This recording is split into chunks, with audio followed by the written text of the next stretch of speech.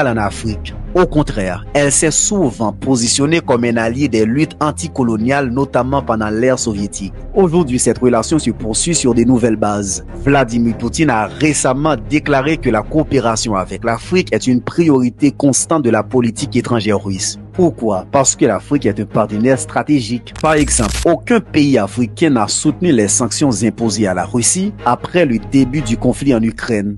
Ce choix reflète un alignement sur des principes communs, respect de la souveraineté et opposition aux ingérences étrangères. Les BRICS jouent également un rôle clé. Cette organisation regroupe des économies émergentes comme le Brésil, la Russie, l'Inde, la Chine et inclut désormais plusieurs pays africains. Ensemble, ils forment une coalition qui défie l'hégémonie occidentale. En termes concrets, la Russie soutient l'Afrique dans plusieurs domaines. Construction d'infrastructures, développement énergétique, formation académique et technologique. Enfin, parlons de l'avenir. L'Afrique est souvent qualifiée de continent du futur. Et ce n'est pas un hasard. Avec ses 30% de ressources minérales mondiales et une population qui atteindrait 2,5 milliards d'habitants d'ici 2050, son potentiel est immense.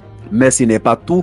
L'Union africaine et des initiatives comme l'Agenda 2063 montrent une volonté claire de renforcer l'unité et l'autonomie du continent. Ces projets visent à faire de l'Afrique un acteur indépendant sur la scène internationale. L'exemple de la neutralité africaine dans les conflits mondiaux est frappant. Face à la pression de choisir un camp, l'Afrique a su conserver une position équilibrée, ce qui renforce son image de continent souverain. En gros, il est clair que l'Afrique est en train de devenir un pilier essentiel dans le nouvel ordre mondial. Entre son potentiel économique, son influence géopolitique croissante et ses alliances stratégiques avec des puissances comme la Russie, la Chine, la Turquie, la Corée du Nord, l'Iran, le continent s'affirme comme un acteur incontournable. Mais la question est ouverte. L'Afrique pourra-t-elle surmonter les défis liés à son héritage colonial et à ses divisions internes pour pleinement jouer ce rôle dans le nouvel ordre mondial?